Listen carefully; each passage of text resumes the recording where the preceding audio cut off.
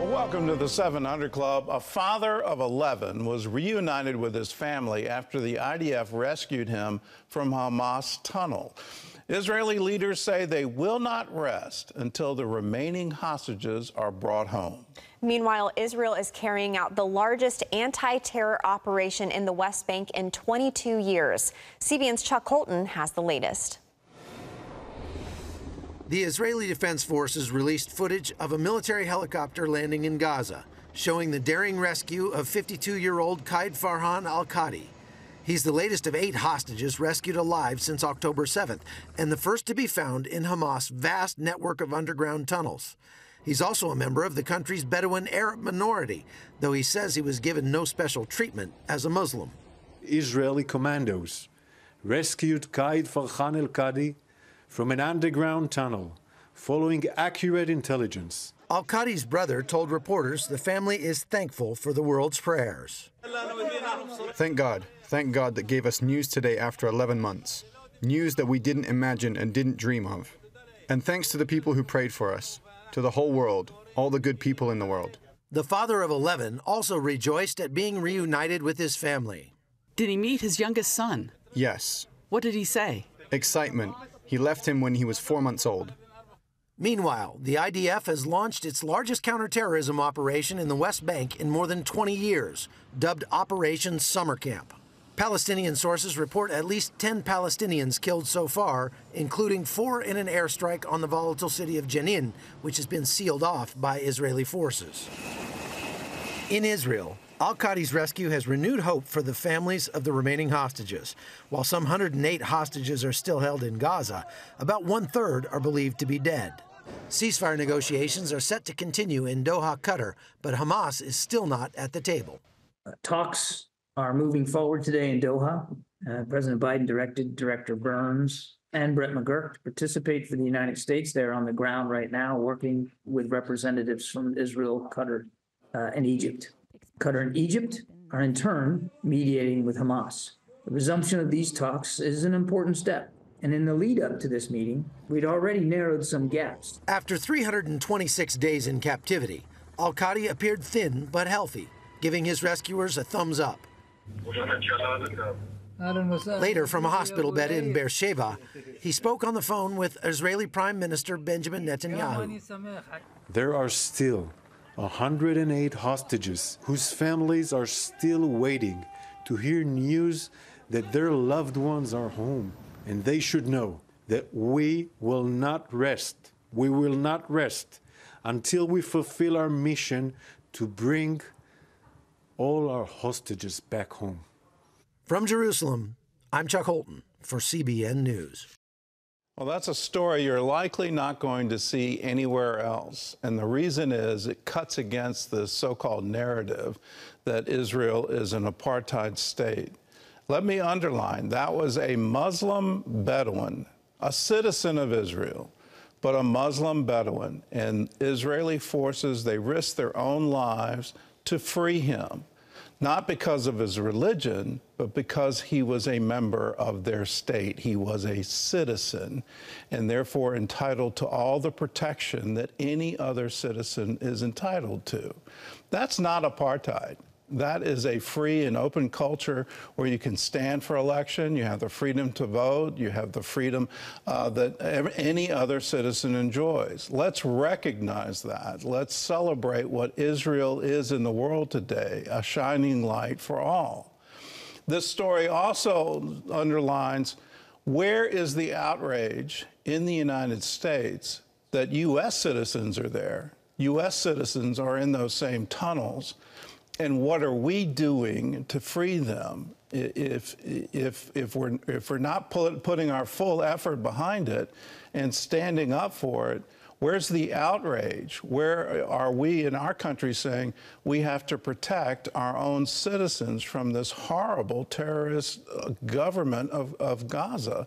Hamas is the government, and let's recognize that. They're the ones who started this horrible war. They're the ones that are keeping it going. They need to unconditionally surrender, release all the hostages, and lay down all their arms. Anything less than that, we can't tolerate. Well, in other news, Moscow is executing a fierce assault on Ukraine after its forces captured 500 square miles of Russian territory. Ephraim Graham has that story and more from the CBN newsroom. Ephraim? Gordon, in the last 2 days, Russia launched hundreds of missiles and drones in one of its largest attacks since the start of the war. It comes as Ukraine launches multiple cross-border incursions into Russian territory in a strategic move to protect a major city in the east. George Thomas has the details. Ukraine's president said for the first time that his country's Air Force used American-made F-16 fighter jets to intercept a barrage of Russian missiles and drones in recent days.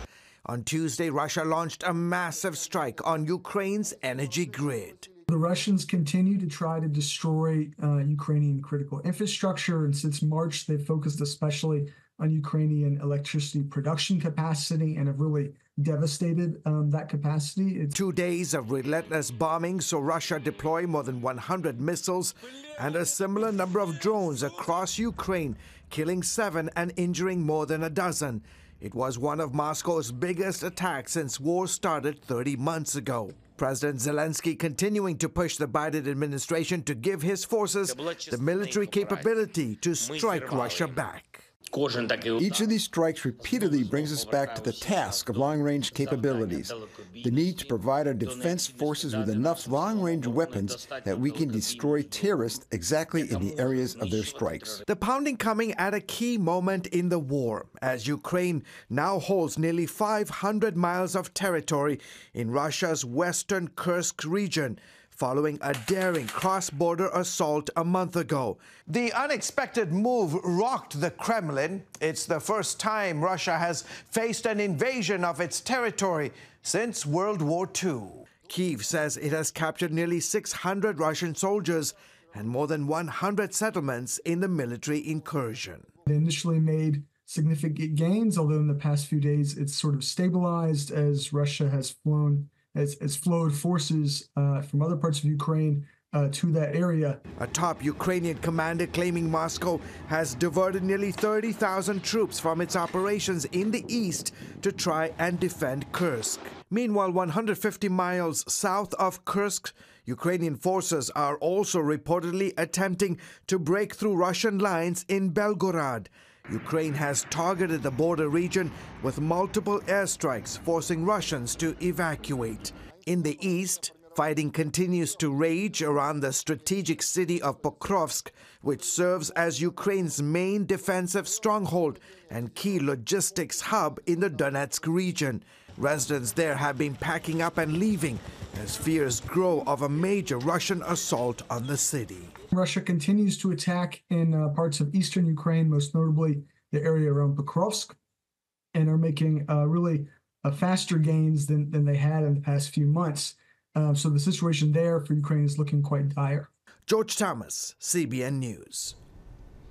Here at home, former President Donald Trump is facing an updated indictment charging he tried to overturn the 2020 election results.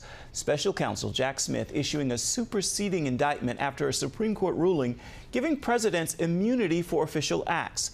The charges: conspiracy to defraud the United States, to obstruct certification of electoral votes, and conspiracy against the right to vote and to have one's votes counted. The charges are the same as the original indictment, only now for acts allegedly committed in Trump's role as a candidate, not president. The former president calls the indictment a direct assault on democracy. A mix of social media, politics, censorship coming to light after a confession from Meta CEO Jeff Zuckerberg. He admits bowing to pressure from the Biden administration to censor content related to the COVID pandemic. In a letter to House lawmakers, Zuckerberg also addressed the handling of the Hunter Biden laptop story. CBN's Jenna Browder reports. In his bombshell admission to the House Judiciary Committee, Mark Zuckerberg adds that he regrets caving to the demands of the Biden White House to censor COVID-19 content on Facebook and Instagram. The Meta CEO writing, "I believe the government pressure was wrong, and I regret that we were not more outspoken." Adding, "I feel strongly we should not compromise our content standards, and we're ready to push back if something like this happens again." It's definitely concerning when you have a presidential administration trying to influence content moderation policies. Derek Green, chairman of Cedarville University's Communication Department. What it does is really bring to light that there's a lot of pressure on how social media presents its content, what they allow to be present on their platforms, and that pressure is coming from all different types of people. And in this case, it's coming from the highest levels of the government. On Capitol Hill, members of the House Judiciary Committee celebrated the letter, with Chairman Jim Jordan calling it a big win for free speech. The letter also referenced the Hunter Biden laptop story, Zuckerberg writing the company shouldn't have demoted content about the corruption allegations ahead of the 2020 election, adding that Facebook has since changed its policies and processes to make sure it doesn't happen again. The White House responding. Our position has been clear. We believe tech companies should take into account the effects their actions have on the American people while making independent choices. So you had Twitter, and now Facebook admits that they also suppressed the story under pressure from the government.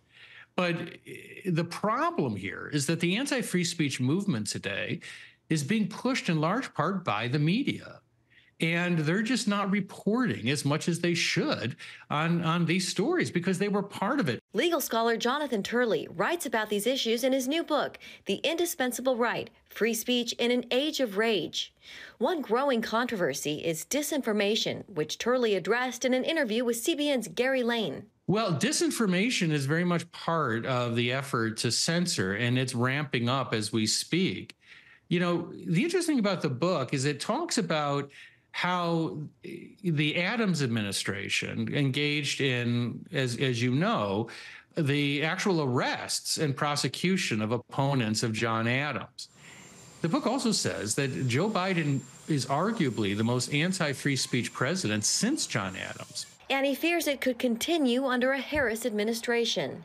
Free speech is on the ballot. I don't think democracy is, but free speech is. And Turley also pointed out Zuckerberg fought relentlessly to withhold documents on censorship. The letter came only after the House Judiciary Committee forced him to release those documents. Jenna Browder, CBN News. Again, this all coming to light from Meta CEO Mark Zuckerberg. Gordon?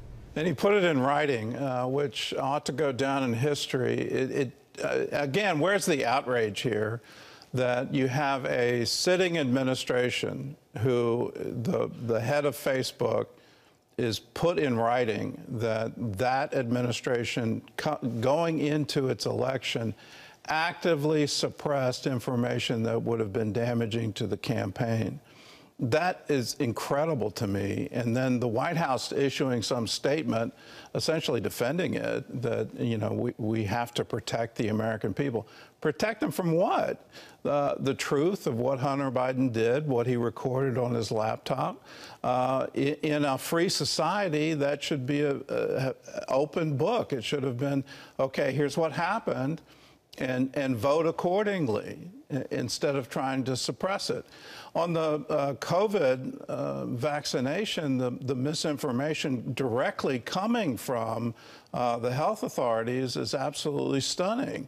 And that the incidence of cardiac problems from that, particularly for young men, seems to have been actively suppressed. Let me add another one. The suppression of information about the source of the virus and the number of so-called scientists who said, well, there's no way this could have been done in a lab. We've examined the virus, and this had to be a natural mutation or a natural adaptation. This wasn't any kind of gain of function that, by the way, the U.S. government funded.